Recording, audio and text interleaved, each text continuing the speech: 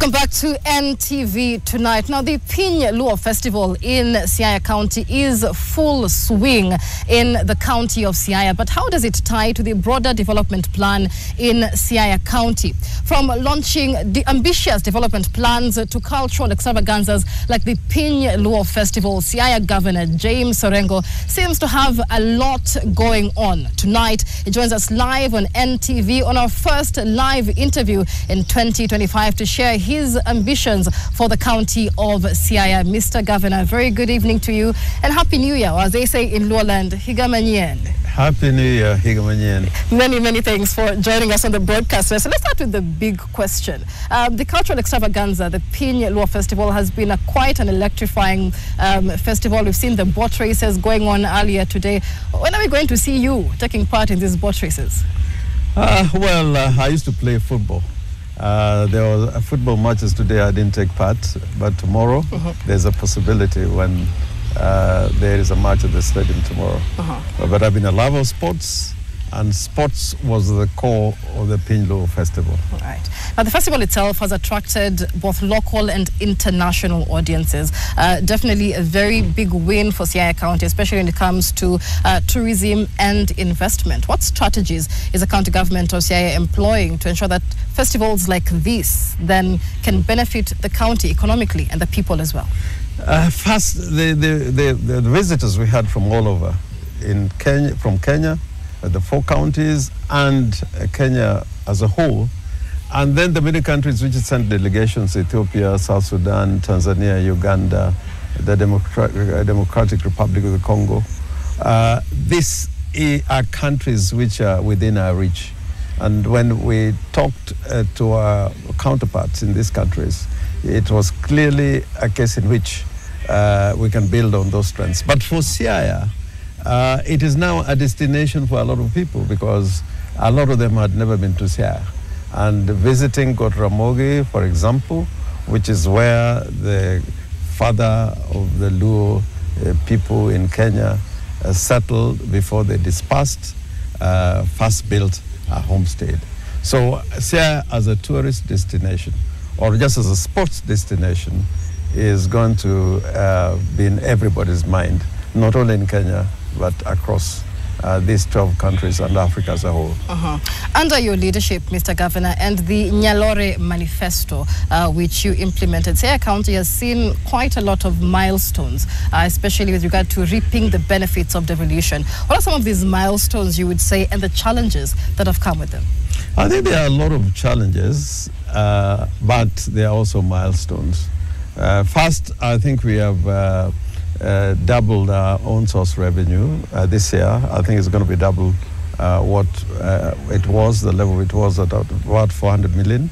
I think we are aiming to collect about $1 billion in the current financial year.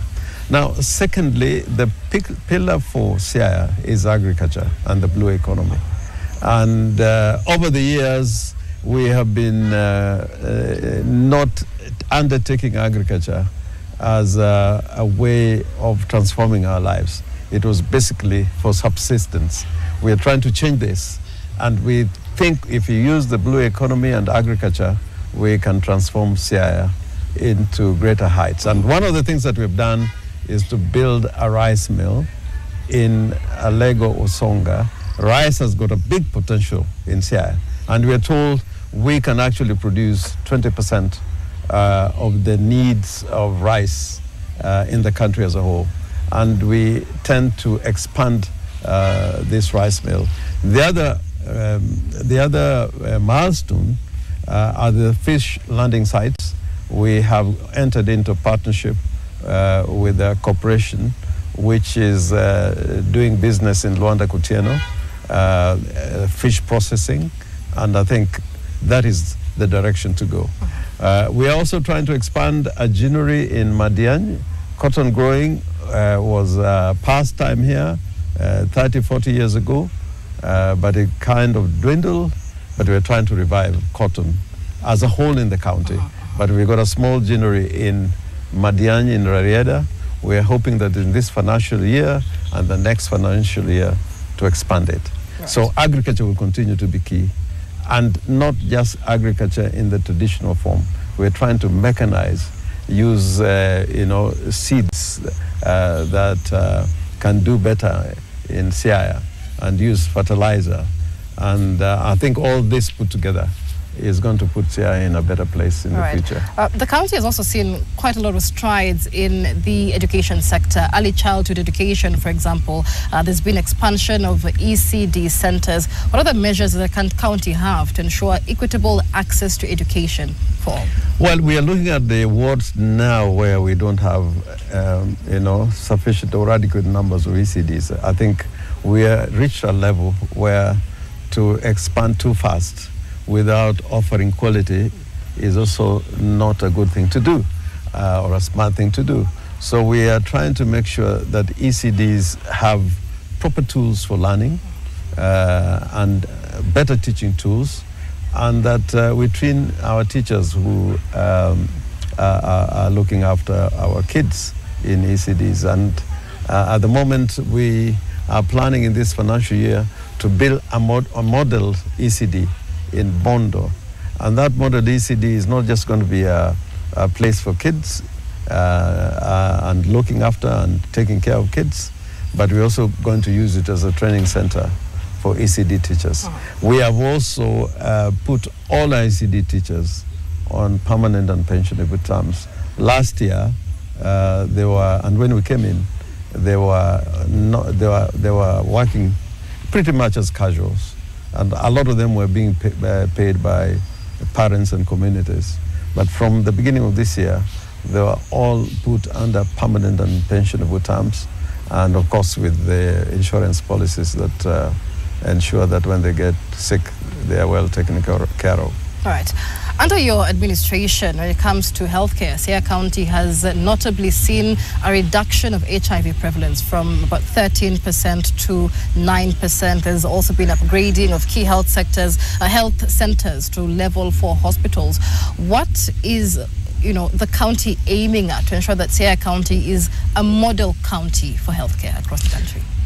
First of all, I think we must have more sub-county hospitals, level 4 hospitals, so that, healthcare is accessible to all.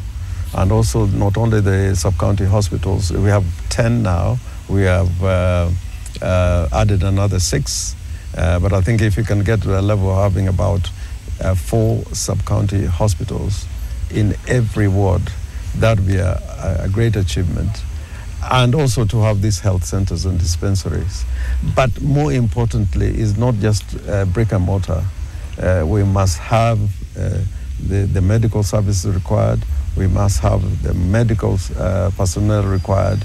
And we must be in a position to modernize as we increase and expand our health facilities. Now that you say that, the big conversation has been on the Social Health Authority and the Social Health Insurance Fund, which has had many hitches, which the government says are teething issues. What are your thoughts about the Social Health Authority? I think they're not teething issues. I think it was rushed. I think there should have been more studies done and a determination of how the transition was going to be undertaken. But I think we are already in a messy situation, and I think retreating is not going to help.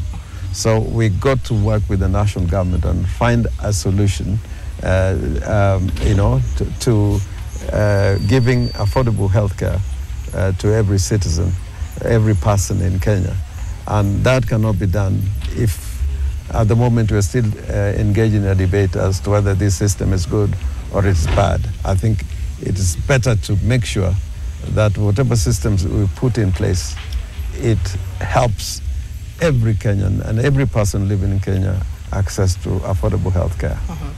Siaya County itself has made sustainable progress in increasing access to water to residents of Siaya. There's been drilling of solar-powered boreholes. There's been rehabilitation of river catchment areas as well. But what are the county's sustainable and long-term plans to ensure that there's access to water to all residents of Siaya County? Yeah, for me, I think having these drilling boreholes, solarized, which is using, green energy and so on. I think that is not the solution. but it is good for the moment, but because there's need to do so. But I think the larger agenda is to have more sustainable water projects. For the moment, we have a project called Ugunja Ukwala Sega Water Project, which is going to serve nearly 6 wards in Siaya. And the project is undertaken with the assistance of the national government and the World Bank. What remains for us to do, together with partners, is to make sure that that water is accessible and there's last mile connectivity. So everybody in these 6 wards can get clean, piped water right at their doorsteps or in their houses. But doing boreholes and so on, I think these are temporary measures. But we are getting there. And there are so many other projects which I think are going in that direction. We got the Malanga Sidindi, which is the old project. We have rehabilitated another project in Siaya, which serves both Siaya and Bondo, called Bura Dam water project. And I think so many other projects are under the works, including one that I am really fond of seeing it work, the Olago water project, which is going to cover parts of Central Sakwa and South Sakwa, and even part of Yimbo. And that is a project that is going to cost us about 100 million shillings. And of course, issues of finances and revenue are a key to counties. Yes. You mentioned that Siaya County increased its own source revenue collection over the last year, and the introduction of a cashless revenue collection system definitely really aided to doing that. But how is the county ensuring transparency and accountability that these funds collected are used for the benefit and development of residents of Siaya? First of all, to have a cashless system helps, and automation helps, because monitoring and oversighting becomes a lot easier. You can, in your boardroom or in an office, trust these revenue streams, whether they're doing what they must do. And on a daily basis, every minute, every hour, you can determine where the leaks are. But in the long run, we must have an integrated system that takes care not only of revenue collection, but how that revenue is applied. And part of it is not just oversight, because sometimes I think oversight is a consequence of acting like a mortician.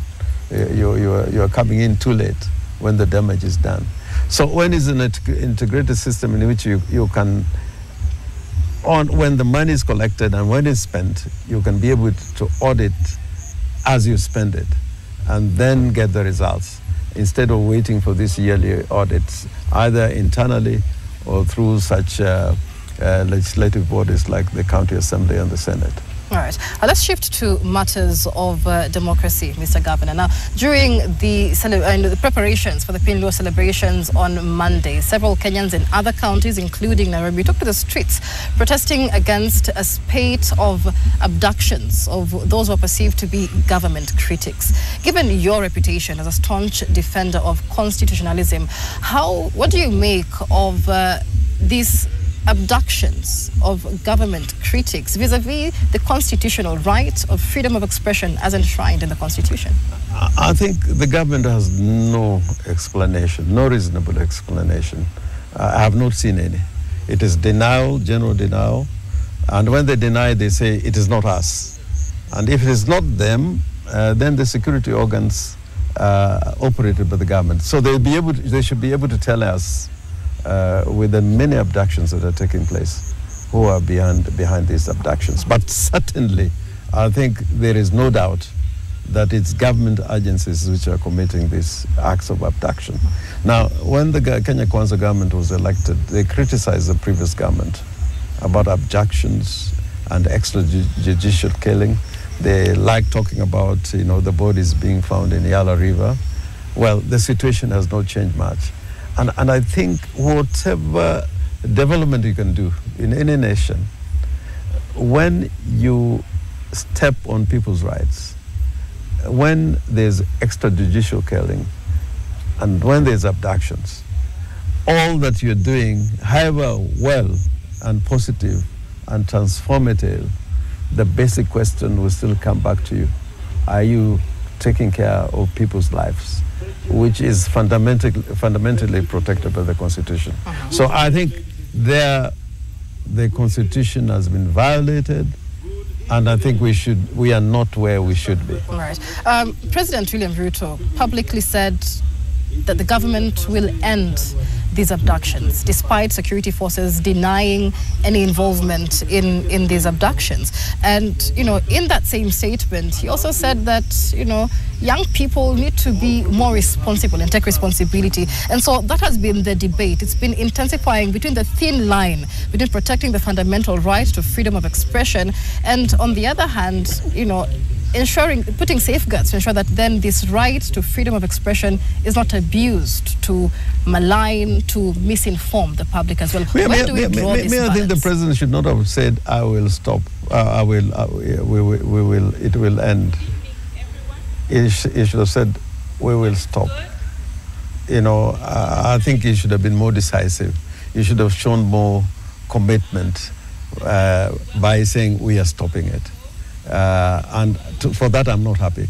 Now, what people say in the social media, I don't really care about what people say in the social media. Ultimately, if there is something somebody has said about you in the social media that violates the law, including the law of defamation, there are legal steps that you can take. I think the answer to oppression and tyranny is more free expression.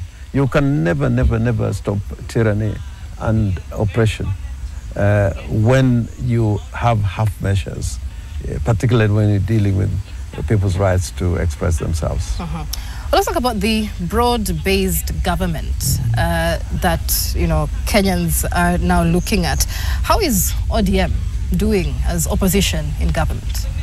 I think ODM, as an opposition party, is doing well.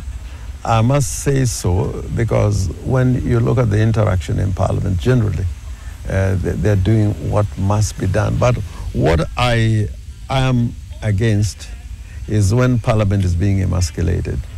There must be a distinct, separation between the majority and the minority.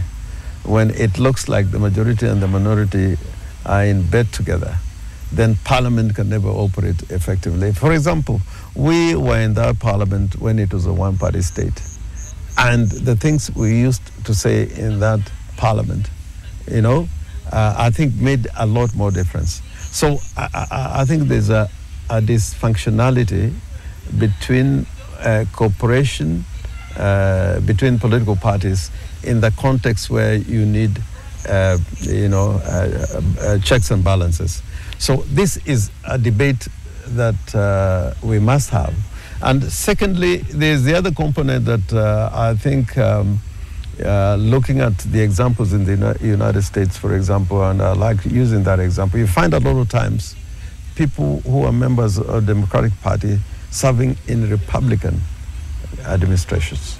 You find people who are Republicans serving in Democratic Party administrations. That does not shift the positions of those parties in matters of policy. So long as the party is still committed to its role as a minority in Parliament or in Congress, I think the system still works. Right, but we find ourselves in an odd situation in the country because the constitutional construct was to make Parliament separate and distinct from the executive. That is the current constitutional construct. In the old constitution, the executive existed in Parliament. There could be a majority in Parliament, have more members, have ministers in Parliament. But even if you belong to the majority party in Parliament, so long as you are part of that entity, the most important role to play is that of oversight, legislation, and representation.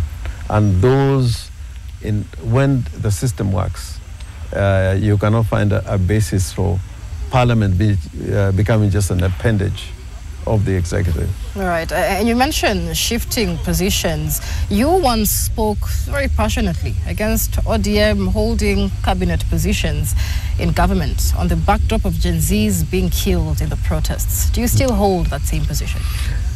I think it's something that must prick everybody's conscience. And it pricks my conscience quite a lot. Because, you know, life is something that we must protect, because you cannot recreate it, you cannot restore it. And in the circumstances in which we had a lot of people who had been killed and killed in the hands of the police, I think it remains to everybody's conscience to determine whether you can work with that government without taking measures to ensure that there is determination and resolution of those problems. And going into those murders, those destructions of property, to ensure that, you know, in that context when you are working together, it does not just continue. And that can put you in a very difficult position right. from my point of view. Right, and while consciences may be pricked, Mr. Governor, many families are still mourning the death of their children, some still missing. The question remains, who then should take responsibility for this? I think the government takes responsibility, but how to address it is people expressing their national outrage. And I think Kenyans have done a lot about that. That's why people go into the streets. When people go in the streets also is a demonstration that probably the system is not working. Because it is a measure that you take as a last resort. When we had a one-party system, people had to go out in the streets. So when people go into the streets, the answer is not to beat them up. The answer is to try and resolve that question. And in Kenya, the difficulty that we have experienced over the years is the state using strong arm tactics instead of addressing the problem. And I think the Gen Z's problem has not gotten away. I think it's still here with us because those murders, those destructions of property have not been addressed. And those who die as they sleep in their graves can never really live in peace until their matters those issues are resolved. There's a big perception, Mr. Governor, that the opposition, Azimio and disaffiliated parties, ODM included, rode on the wave of the anti-government protests led by Gen Z, but, you know, at the end still shifted positions and joined the broad-based government. What changes would you say the ODM team in government has brought in solving the issues raised by Gen Z during the protests? First of all, I was listening to Rebecca Garang, Her Excellency. She gave a wonderful speech. And she said, when people die and the killing continues, you cannot keep on using the same methods to redress those wrongs. Sometimes you need to have a peaceful process to undertake, an end to killing, an end to abductions. And these experiences are there all over in Africa and so much in Kenya also. But I think the legitimate question that you raise is that when people have been killed and abducted and somehow people just go back to normal lives, forgetting those atrocities, then the likelihood that they've repeated is very high. And I think if you look at the NADCO report, one of the core recommendations was how to address the issues of the killings and the destruction of property that happened during those protests. And I think that is something that has not been addressed. and must be addressed. Not very long ago, ODM's interim party leader, Kisumu Governor Anyang' Nyong'o, is on record saying that ODM is ready to lead a resistance against the Ruto regime over the recent spate of abductions. Do you agree? I agree with him. I agree. Because every leader elected, including myself, promised by holding the Constitution when he took the oath of office to protect life. And every Kenyan, by a constitutional diktat, has a responsibility to implement the Constitution. So I think those remarks were not being made in jest, but also it was not being made, made for people to go to the streets without having a proper plan on how these protests are going to bring about change. There is an element of adventurism sometimes that can go into protests that may not bring solutions. But on the statement that he made, I agree with him entirely. That being said, how would you describe the current state of the democratic space in Kenya today? I think we got a challenge of nationhood, because when the Constitution is threatened, and it can be an existential threat, so to speak, then we cannot just continue to do things the way we have been doing them. And I believe, whereas the government has made so many promises about upholding the law and the Constitution, a lot of Kenyans feel that that is not so. And this is the debate that we must undertake and find a resolution. All right. What would you say, to the many parents of the Gen Z who lost their lives, the many parents of the children who are still missing, the abductions are still continuing? What would you say to the public today? I say, first of all, I express my sympathies, my condolences. And me, for one, I went to so many of those funerals. Here in Siaya, we lost about 15 young men, and I went to nearly all those funerals. I went to funerals in other parts of the country, including in Western Kenya and parts of Ukambani, because, having committed myself as a human rights, campaigner, I can never really keep quiet when there's an act of injustice. But what I can tell them is that never to give up, never to lose hope. If you find similar events that happened in Argentina, where there were, people killed, people going missing, in Chile, a lot of places in the world where such things happened, including in South Africa, nations had still to live with it and look at themselves at the mirror. And in Latin America, I think that's why we had these Truth and Justice Commissions. In South Africa, we had one. In Kenya, we had one which was inconclusive. And I still think that unless those problems are addressed and those crimes are addressed, we should never and will never be at peace. All right. Now, President William Ruto will be in Siaya County tomorrow for, among others, the unveiling of the Siaya County Stadium. But when he comes, he will first land in Gotramogi, and this is historically regarded as the cradle of the Luos. Now, I saw a very interesting comment online. One Kenyan saying, when it's done in Luo land, it's okay.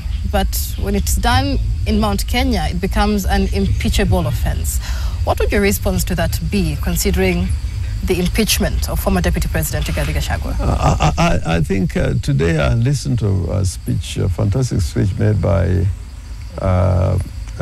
Professor Gott, and he was describing the identity of Luos wherever they live in the regions I've enumerated, that they are multinationals. You have Luos living across borders in Uganda and in Kenya or Tanzania. Wherever they live, a Luo does not talk about the Luo nation. They talk about the states they belong to. A Luo in Kenya talks about the Kenyan nation.